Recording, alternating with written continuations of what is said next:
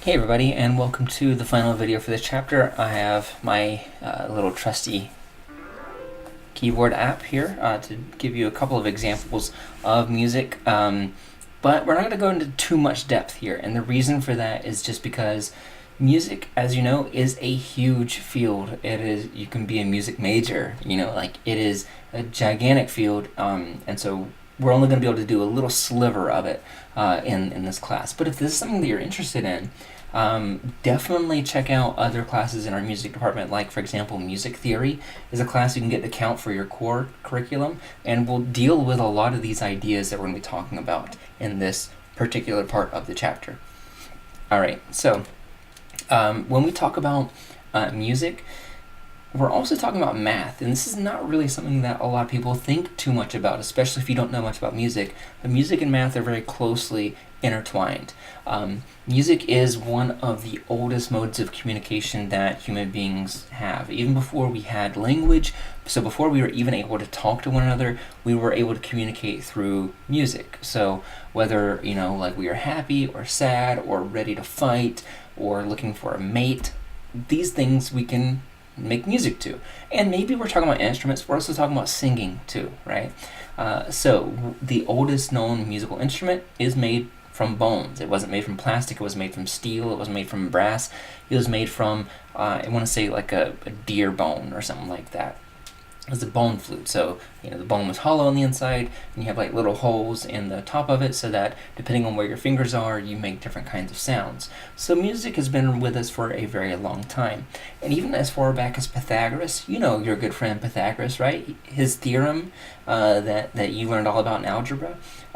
So Pythagoras, this old Greek dude, believed that music was sacred, and normally when we think about Pythagoras, we're thinking about his connection with math, but he was also really, really, really into music. And he really noticed that there is a lot of different connections that we have between music and math. That if you know music really well, you can see certain patterns that repeat themselves in the worlds of math. And so he was obsessed with these things. Now, we're not going to get into it for this particular video or chapter, but Pythagoras also had kind of a cult, and he believed that music had healing properties, and that you could like play music to heal certain ailments. And if you think that sounds weird, just go on YouTube and Google healing frequencies, and you're going to find lots and lots of different videos of different kinds of sound waves that supposedly have curative properties. None of that stuff is actually effective scientifically, but it is something that still goes on. It is something that people still think about. But tone frequencies, the ways in which tones are created, it's all math. It's all rooted in mathematics, and we're going to be looking at that in this particular video. So when we talk about music, we're talking a lot about timbre, right? And so you remember when we talked about timbre in the past two chapters, that what we're really talking about is how a sound is made. And so you're looking at the different kinds of instruments that all create sounds differently. So a harp is going to create sounds differently from an accordion, which is going to create sounds differently from a guitar. So they're all going to have different kinds of timbre, but they're also going to have different ranges. And so here is an 88 key piano, so a normal piano, and you can kind of see it's going to get higher and higher pitched as we move from one end to the other. And so for example, you'll see this C right here. They call it the middle C because it's kind of right there in the middle of the spectrum. Is that sound right there? And so that is 262 hertz. Now, one of the things, we're going to get into more detail in just a second, but I want you to take a look at the next C that you see here. So if we're moving up, the next C that we get to is 523 hertz. 523, and so they're rounding here, but that is actually roughly double that. So this sound and this sound actually sound kind of similar, especially when you compare it to those. All sound different, but sounds kind of similar, right? That's called an octave, and we'll get to it later. But you can kind of see all these different kinds of frequencies that we have here, from the lowest A, which is 28 hertz, up to the highest C, which is 4186 hertz, which we can all hear because you told me so whenever you were doing the hearing test activity online. So what we're looking at right here is the audibility curve, which is looking at how loud something needs to be in order for us to be able to hear it. So these really low, these really low notes, we need to play them very loudly in order to be able to hear them. These really high-pitched notes, we don't need to play very loudly in order to hear them. And just to give you an example, I'm going to move down to the very lowest note that I have on this. I don't even know if you can hear that. That is the lowest. If we were to move up, I'm going to play the exact same tone, but higher pitched. It's the same volume, but that's way easier to hear. Right? So, 1 second. My dog is barking. Forget it. He just got excited that I was playing piano. So he actually doesn't like it. He starts barking and crying when I start playing music. If I break out my guitar, he doesn't like it. So anyways, this is all just to show that for these really low notes, we need them to be played louder in order to be able to hear them. The really high notes, they don't need to be as loud unless we get to a certain threshold. Once we get past 5,000, so once we get past kind of the range of a piano, then we need things to be louder in order for us to be able to hear them. All right, so now returning back to this this discussion about octaves. When we are talking about the relationship that math and music have with one another, if we take a pitch and we double it or we cut it in half, they sound very similar. So, for example, these two sound. Oh, I feel like I just did those sounds. So here's a different sound. So these two sounds.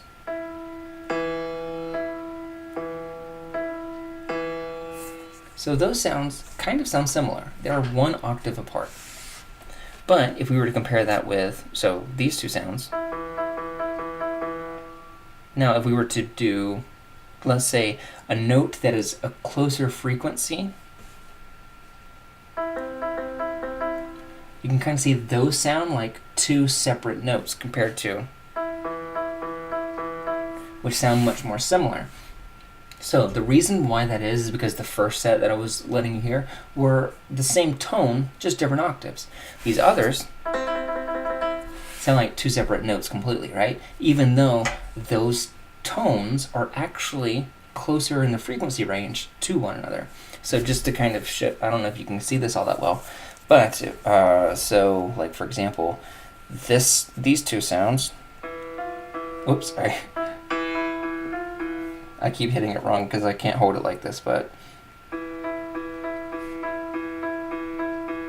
can kind of see that my fingers are pretty far apart compared to these, where they sound kind of different, right?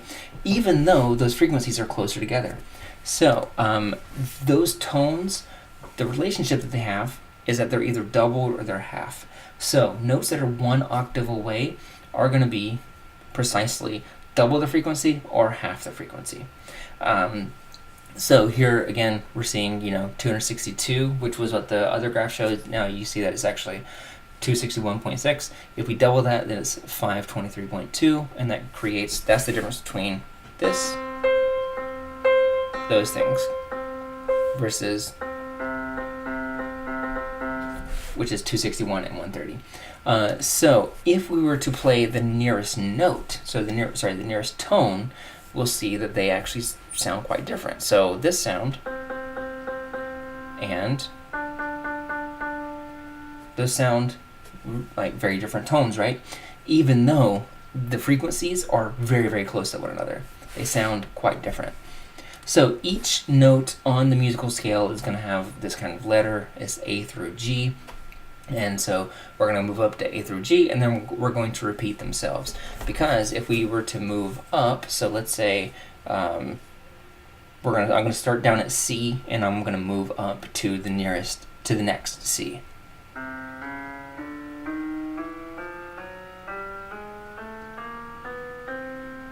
And then now it's going to repeat it, the whole cycle all over again.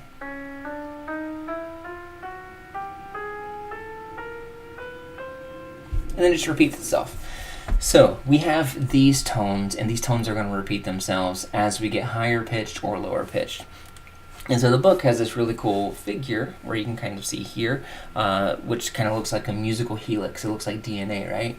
But you can kind of see here what they call the tone chroma. And the tone chroma is a fancy way of saying that it sounds like what this tone sounds like. And they have it kind of looking synesthetic here, right? They have it looking different colors. So here the C's are all green, the D's are all kind of turquoise, the E's are all light blue, the A's are all, orangish. And that's because they sound similar. Versus if we were to compare like a C and a B, for example, very different colors because they sound differently. So as we move up this helix, we're getting higher and higher pitch. But this helps us see the relationship that different tones and their octaves have. So an A, if we move up all of this entire scale, we end up at an A again.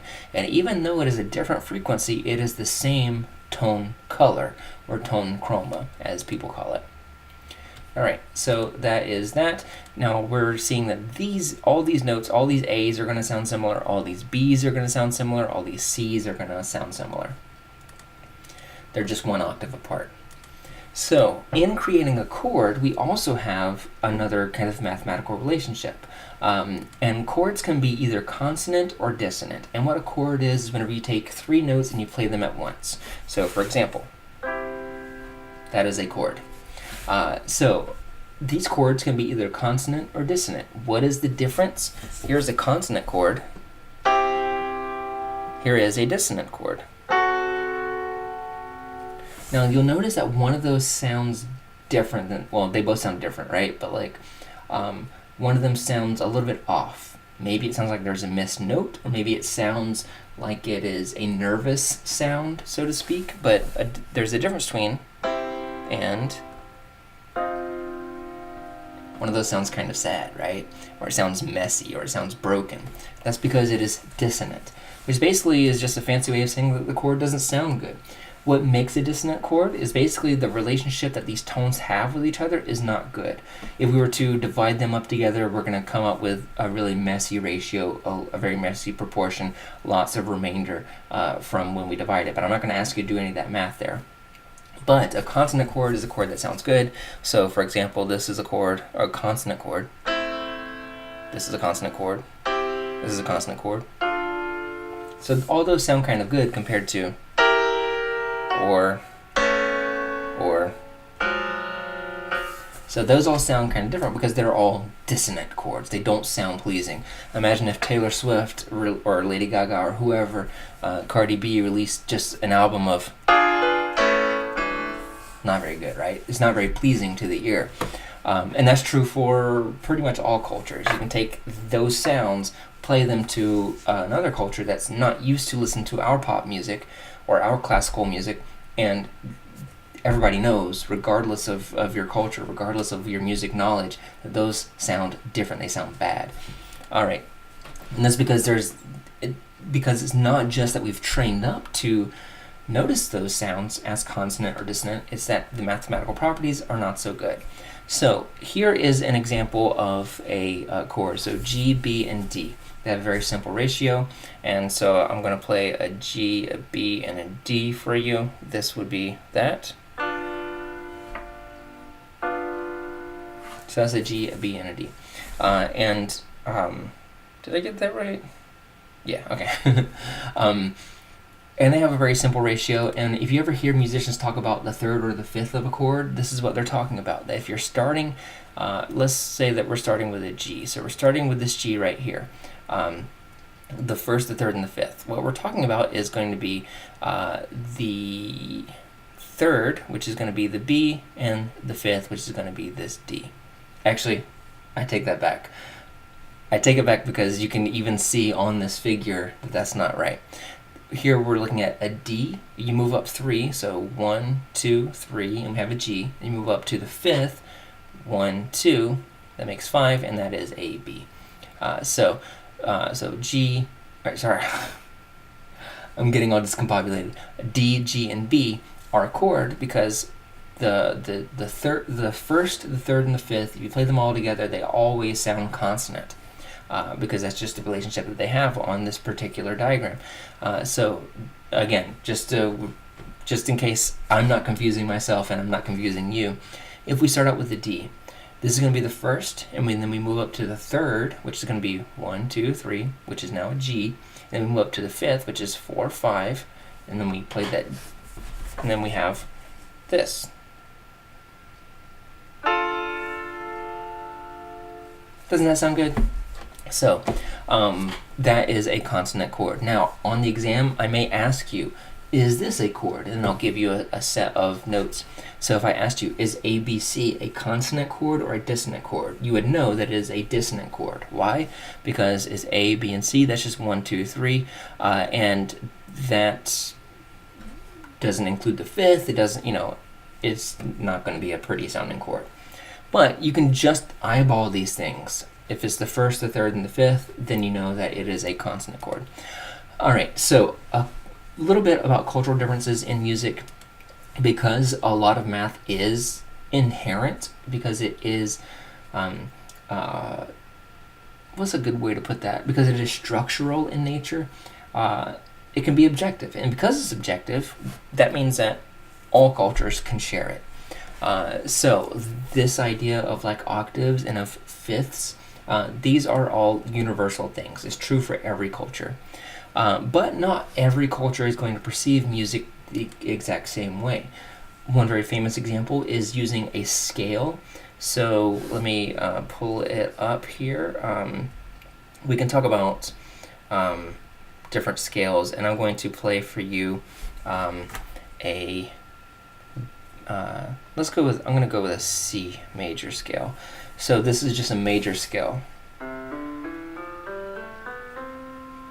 Yay, it sounds very friendly, right? Okay, so that is a typical Western scale. But, as you're going to see, there are some that are a little bit different. Java, for example, well, it's not really Java, it's Indonesian scales, Javanese scales. This is the exact same note, so it's a C scale, but it's going to sound different. Okay, so that is a Javanese scale of the exact same note. Now you'll notice that there's something different, right? There's fewer notes. There were fewer notes in that octave. So one more time, this is the Indonesian scale. Or,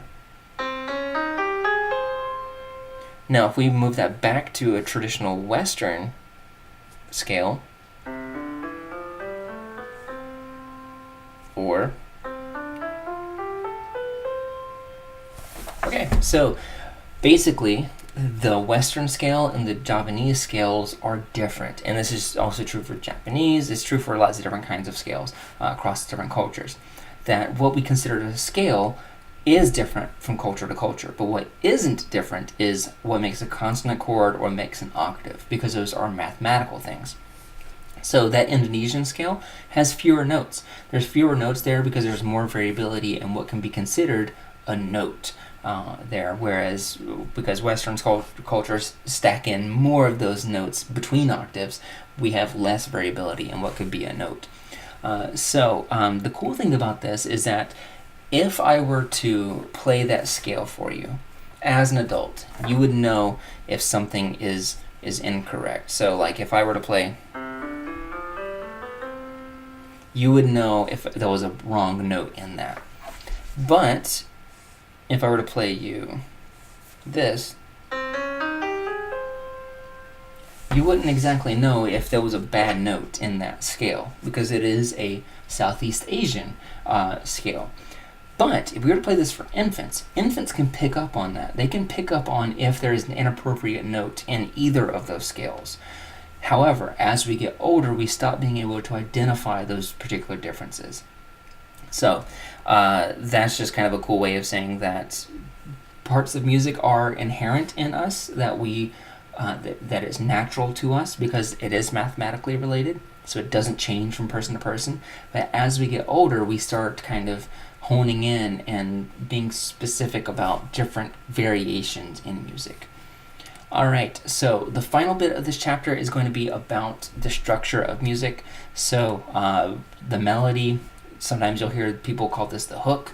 The melody is the part of music that is the part that you hum. It is the part that you think about, that you sing along with.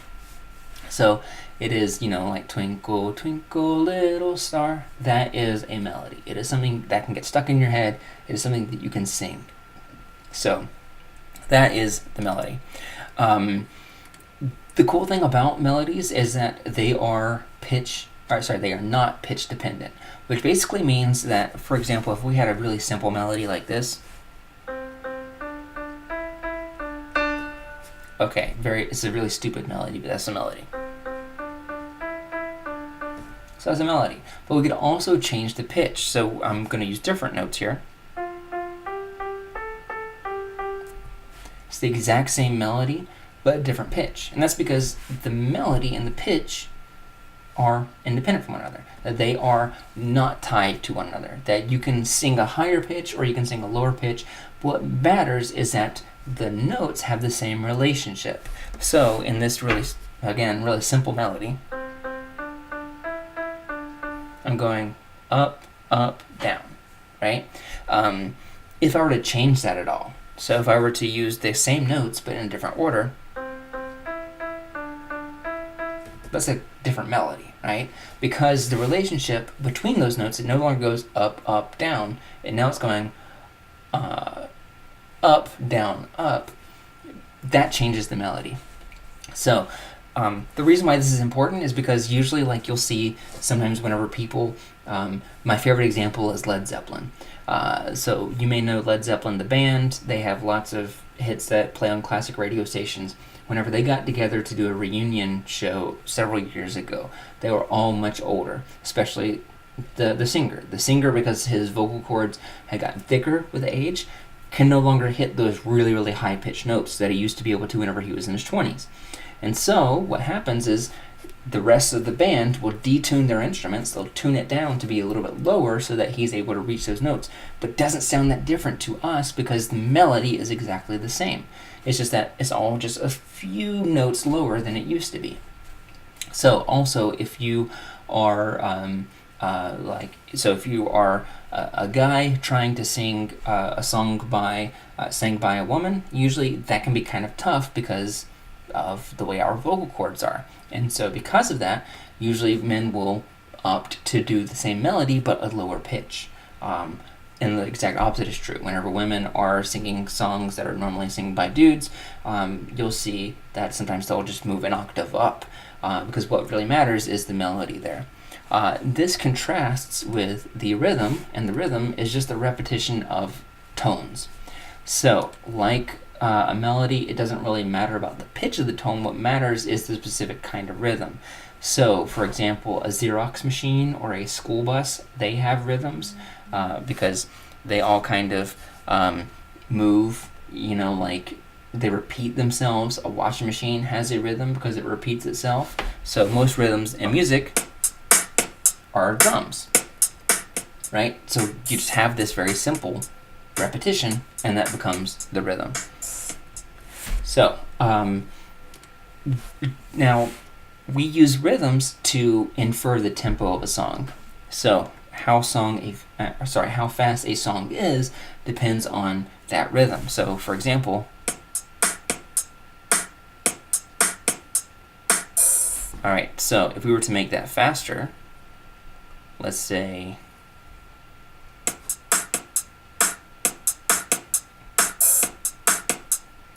so that's much faster, right? Compared to, we're going to make it really slow now. It's the exact same rhythm. The only difference is that it is slower. Okay, so the rhythm is going to tell us about the tempo. It's going to tell us about how fast that particular thing is. And so most cultures are going to be a combination of both melody and rhythm. And the final thing that I want to talk about is basically just absolute pitch, because we're already over time on this. But absolute pitch is something that you often hear people talk about, whenever they're talking about people who are virtuoso musicians.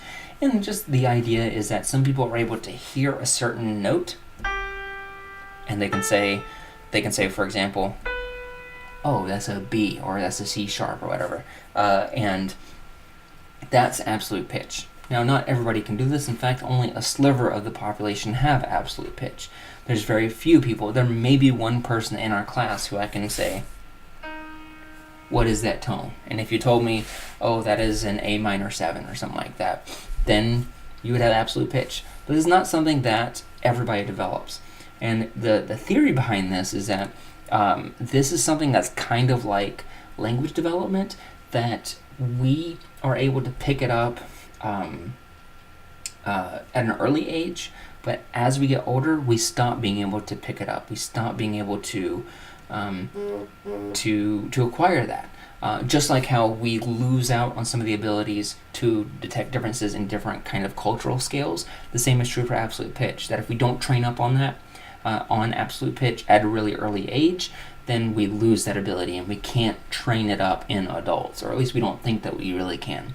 And so absolute pitch is something that if you don't learn it by the time you're 4 or 5, 6 or 7, then you can't learn it as an adult. The same idea is for language. People believe that there's a critical window for language, which is that if you don't learn how to speak, if you don't learn how to create sound, if you don't learn how to speak before you're 7 years old or 8 years old or whatever, then you'll never really learn how to speak. And there's a lot of interesting research about that that you can learn more about in cognitive psychology if you decide to take that with me. All right, so that's all that I want to talk about for this. We've gone on long enough. Thank you for hanging in there, and we'll make music again sometime later. See you later. Bye.